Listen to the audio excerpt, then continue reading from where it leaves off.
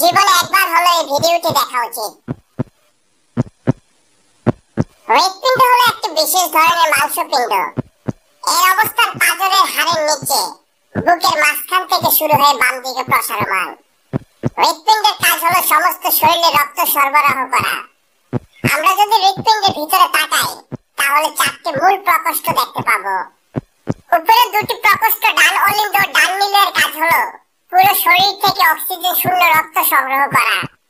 আর নিচের প্রকোষ্ঠগুলো হলো বাম অলিন্দ ও বাম নিলয়, যার কাজ হলো উপরের দুটি প্রকোষ্ঠ থেকে রক্ত সংগ্রহ করা এবং তাতে অক্সিজেন যোগ করে পুরো শরীরে ছড়িয়ে দেয়া। এই প্রকোষ্ঠগুলো আবার কপাটিকা দিয়ে আলাদা করা থাকে। কপাটিকার কাজ হলো রক্ত সরবরাহের দিক নিয়ন্ত্রণ করা। কপাটিকা আবার চারটি: ট্রাইকেস্পিড, পালমোনারি, মাইক্রো এবং অ্যাওর্টিক। হৃৎপিণ্ডে রক্ত প্রবেশ করে ডান দিক থেকে। এই সময় ডান অলিন্দ রক্তকে পাম্প করে ফুসফুসে পাঠিয়ে দেয় অক্সিজেন গ্রহণ করার জন্য। আর রক্তে অক্সিজেনের সংমিশ্রণ ঘটিয়ে তা আবার পাম্প করে পাঠিয়ে দেওয়া হয় বাম অলিন্দে এবং সেখান থেকে বাম নীলের মাধ্যমে রক্ত পুরো শরীরে ছড়িয়ে দেওয়া হয়। হৃৎপিণ্ডের ডান দিকে ট্রাইকেস্পিড কপাটিকা ডান অলিন্দ ও ডান নীলের মধ্যে দেয়ালের কাজ করে। একই সাথে এটাও নিশ্চিত করে ডান নীলের প্রবেশকৃত রক্ত যেন আবার ডান অলিন্দে ফেরত আসতে না পারে। পালমোনারি কপাটিকা রক্ত প্রবাহকে ফুসফুসের দিকে নিয়ে যায়। অন্যদিকে মাইক্রো কপাটিকা বাম অলিন্দ ও বাম নিলয়কে পরস্পর থেকে আলাদা রাখে।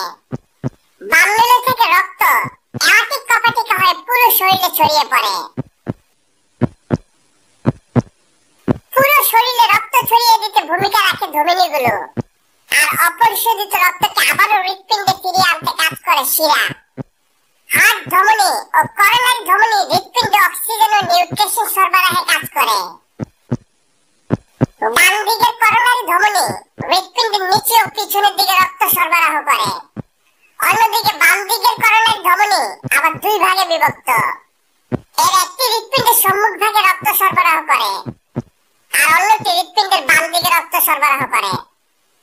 হৃৎপিণ্ডের জন্য আরেকটি গুরুত্বপূর্ণ কাজ হলো ইলেকট্রিক সিগন্যাল তৈরি করা, যাতে করে হৃৎপিণ্ড সুষম গতিতে স্পন্দিত হতে পারে। এই ইলেকট্রিক সিগন্যালের উৎপত্তি হয় হৃৎপিণ্ডের সাইনোটিয়াল বা এসএ নোড থেকে, যেটি অবস্থিত ডান অলিন্দের উপরের দিকে।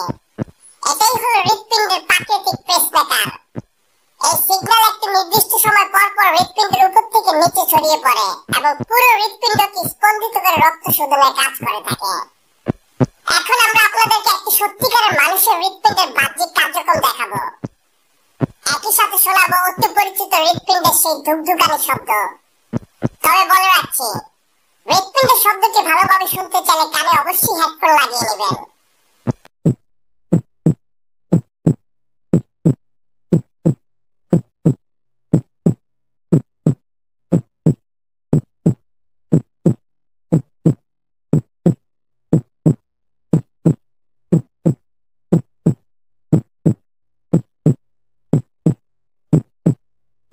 পুরো ভিডিও দেখার জন্য অসংখ্য ধন্যবাদ।